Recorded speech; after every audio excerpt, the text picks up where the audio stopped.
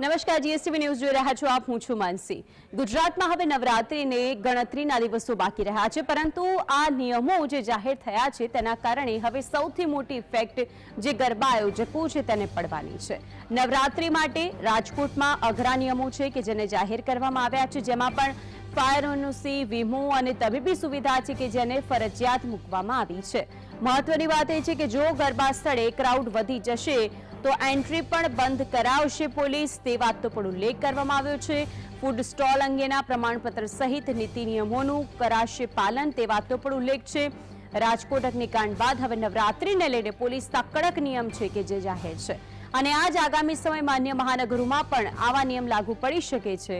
નવરાત્રી પર્વને હવે માત્ર ગણતરીના દિવસો બાકી છે, પરંતુ મુદ્દો એવો છે કે આ જે નિયમોની જાહેરાત કરવામાં આવી છે, એક તરફ ગરબા આયોજકો છે તે કહે છે કે આટલા નિયમોની અંદર તેઓ ગરબાનું આયોજન કઈ રીતે કરશે. આટલા કડક નિયમો, એમાં પણ જે પાસની સુવિધા ગોઠવવામાં આવતી હોય છે તે પાસ જે તે વ્યક્તિઓ સાથે પહોંચતા હોય છે, કંપનીઓ સુધી પહોંચતા હોય છે, તેમાં પણ જે લોકો પૈસા ખરીદીને આ પાસને પરચેસ કરતા હોય છે, પછી એક નિયમ જે ઉમેરવામાં આવ્યો છે તેમાં કહેવામાં આવ્યું છે કે જો ક્રાઉડ વધી જાય છે તો પછી એન્ટ્રી બંધ કરવામાં આવશે. તે વખતે સૌથી મોટી તકલીફ પડશે, કારણ કે જેની પાસે પાસ છે, જેણે પૈસા ખર્ચ્યા છે, અંદર ક્રાઉડ ફૂલ થઈ ગયું છે, પરંતુ આખરે જેમણે પૈસા ખર્ચ્યા છે તેઓ બહાર કેમ ઊભા રહે. ખાનગી ગરબા આયોજકો કે જેમણે સોગંદનામું રજૂ કરવું પડશે, જે નવા નિયમ છે તેની વાત થઈ રહી છે.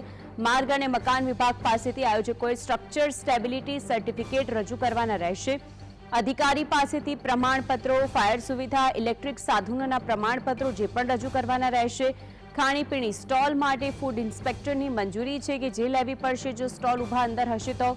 ઇમરજન્સી માટે એમ્બ્યુલન્સ અને ડોક્ટર સ્થળ પર હાજર રાખવાના રહેશે. આ બધું જ ગરબા આયોજકોએ કરવાનું છે. સીસીટીવી ફરજિયાત રાખવા સાથે સિક્યુરિટી સાથે કોન્ટ્રાક્ટ પર રજૂ કરવાનો રહેશે.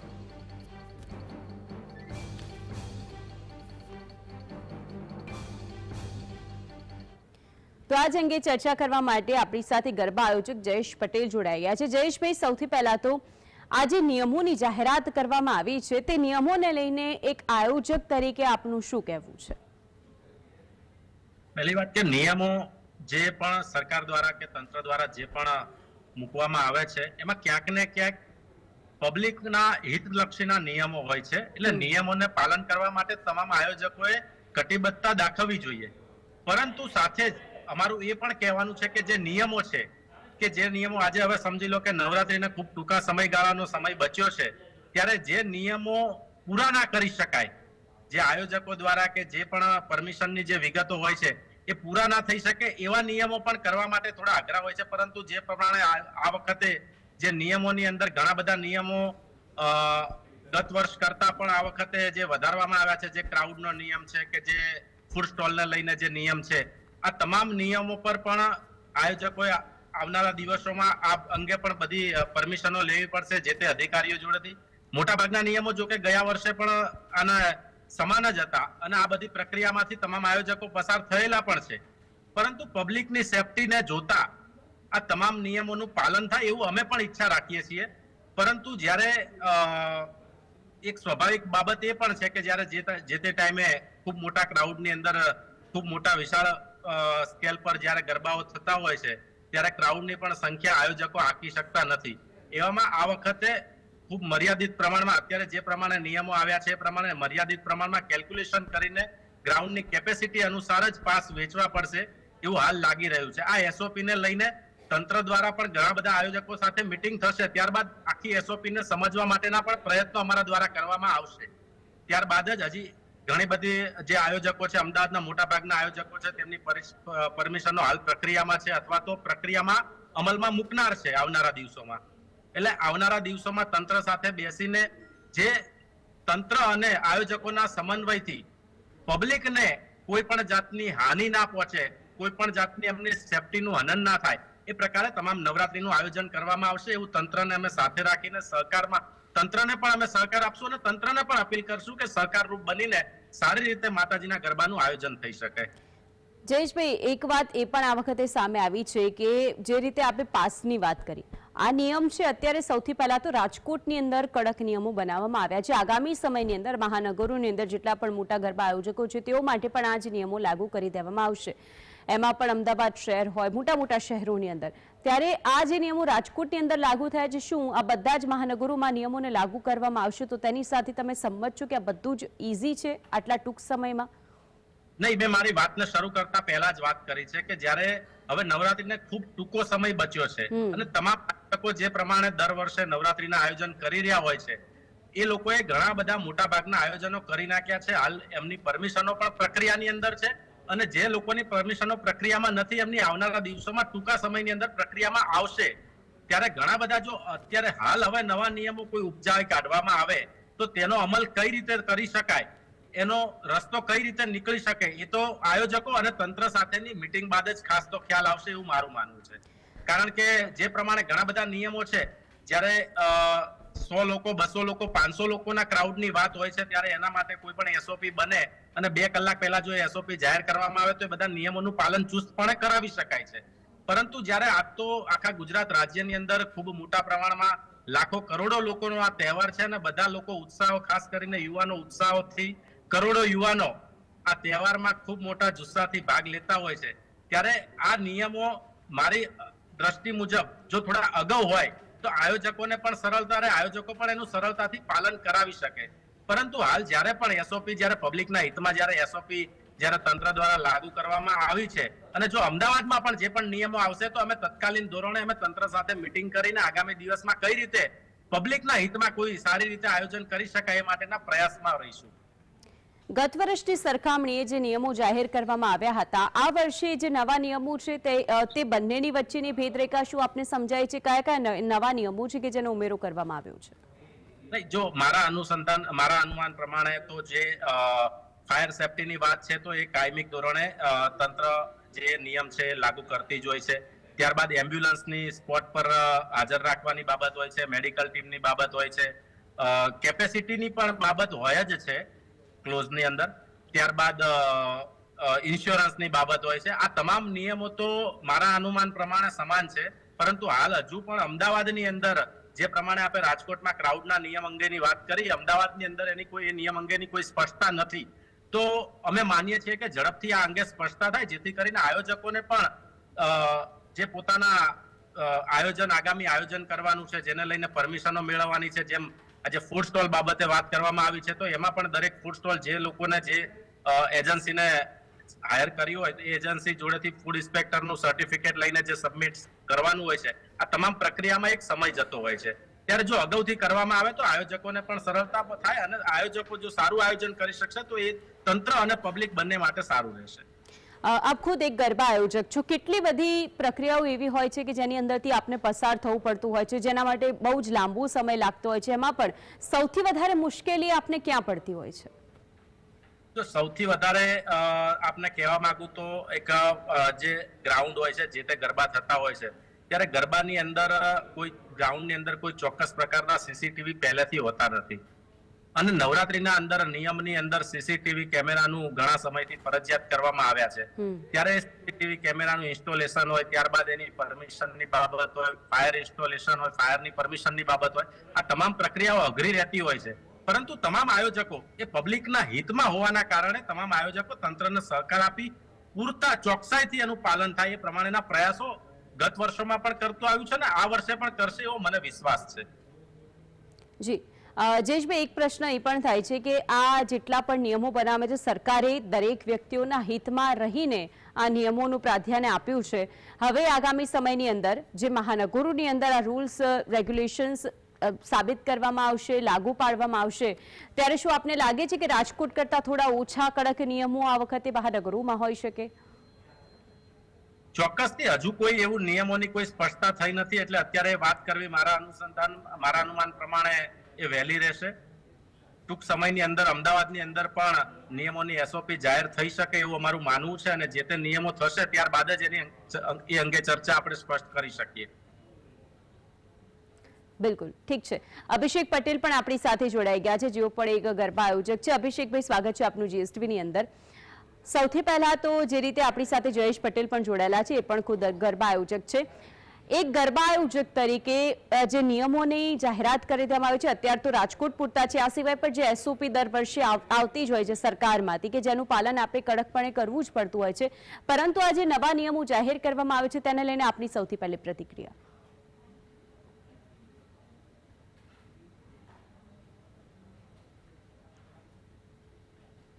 અભિષેકભાઈ, આપનો અવાજ નથી આવી રહ્યો, ફરી એક વખત કહેશો?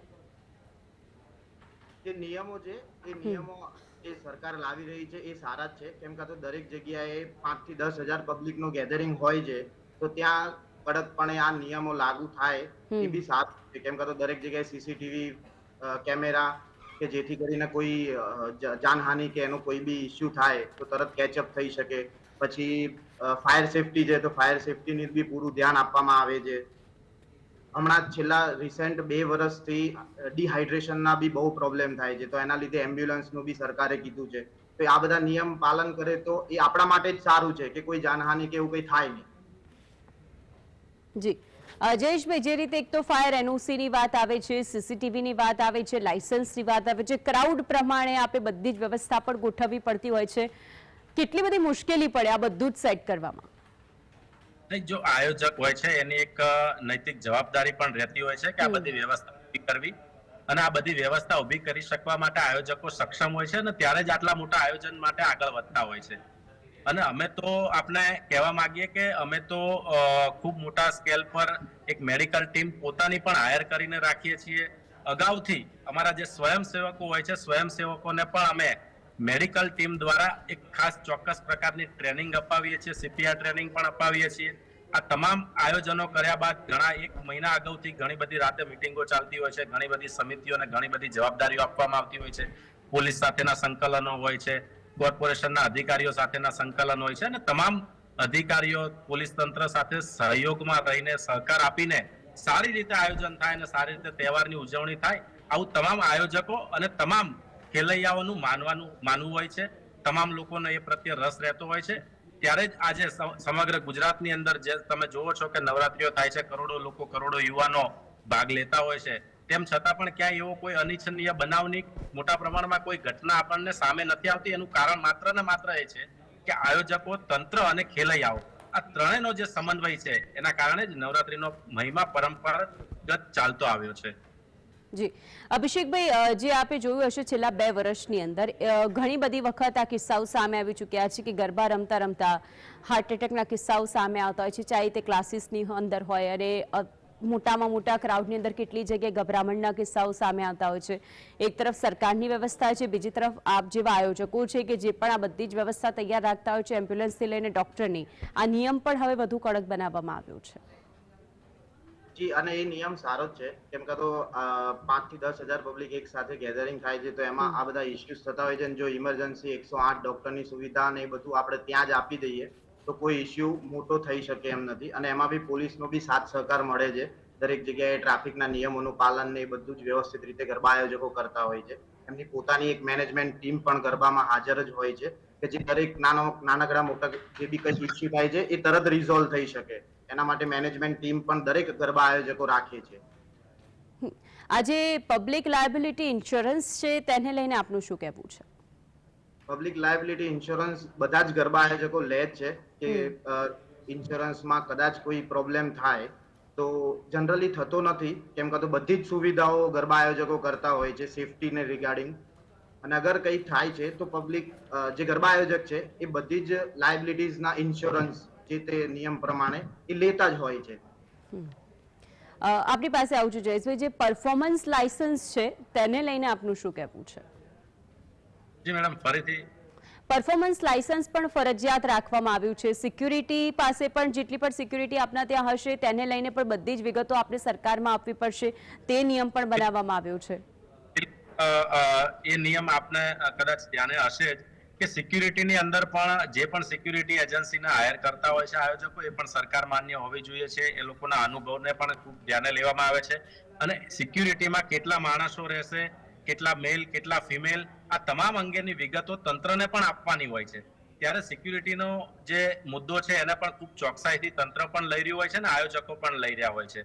જ્યારે આપણે અગાઉ હમણાં વાત કરી કે હાર્ટ એટેકના ને એવા ઘણા બધા કિસ્સાઓ બનતા હોય છે, તો એ વાત સાથે અમે પણ સહમત છીએ પરંતુ એ વાત અંગે મારું એક અલગ પણ વિચારવું છે કે જ્યારે કોઈ વ્યક્તિ પોતે રોડ પર ચાલતા જતો હોય છે કે ઘરે બેઠા બેઠા પણ હાલ અત્યારે ઘણા બધા નાની વયના લોકોને અટેકના કિસ્સાઓ બનતા હોય છે, ત્યારે ગરબામાં બને તો એમાં કોઈ ચોક્કસપણે તંત્ર કે આયોજકનો કોઈ દોષ હોતો નથી, એ કુદરતી સંભાવનાઓ રહેતી હોય છે.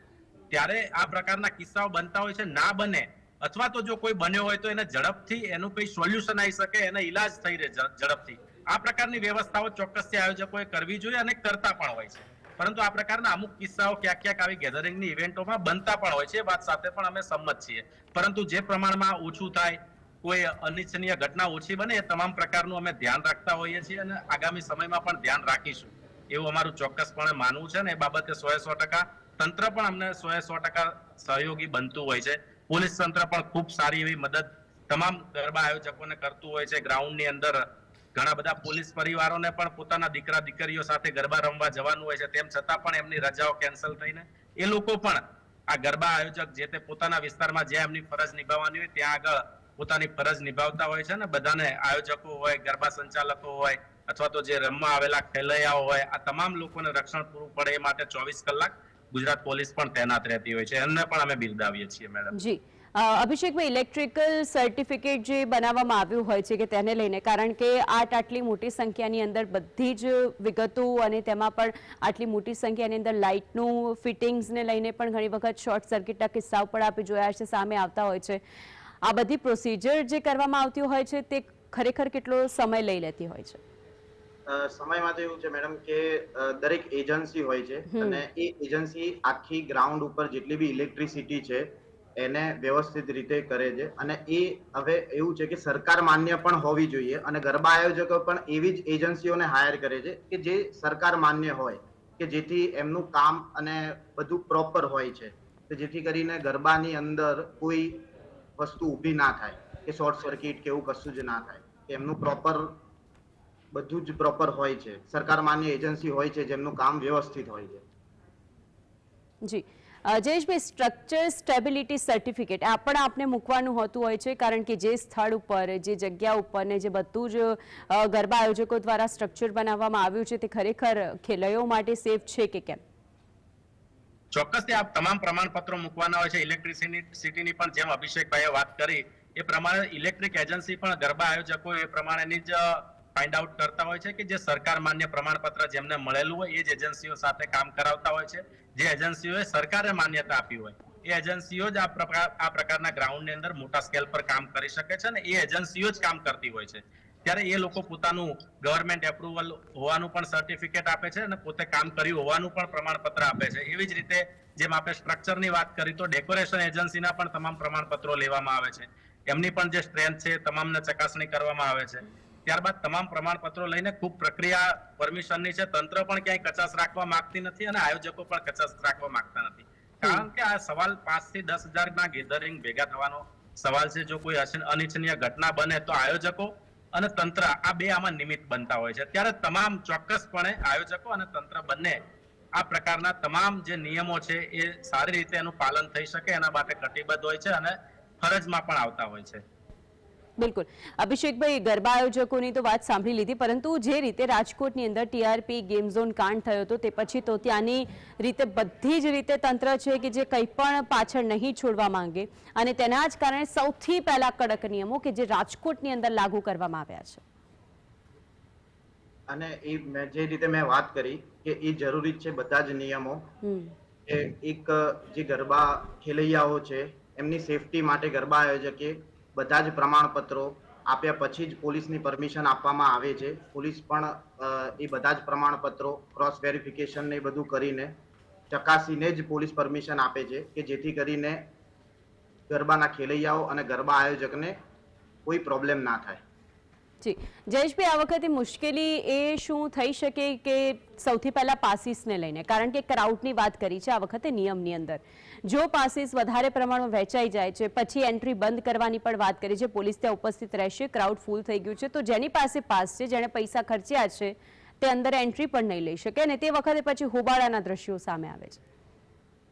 હજુ સુધી મેડમ અમદાવાદની અંદર આ નિયમને લઈને કોઈ સ્પષ્ટતા અમારી પાસે આવી નથી, પરંતુ આવનારા દિવસમાં આવશે તો એના માટે ચોક્કસથી શું રસ્તો નીકળી શકે એ અમે તંત્ર સાથે ચર્ચા કરીને ચોક્કસથી એનો પ્રયાસ કરીશું. લિમિટેડ પાસ વેચવાની પણ સિસ્ટમ જો બનાવવાની જરૂર પડશે તો એ પણ અમે આયોજન કરીશું.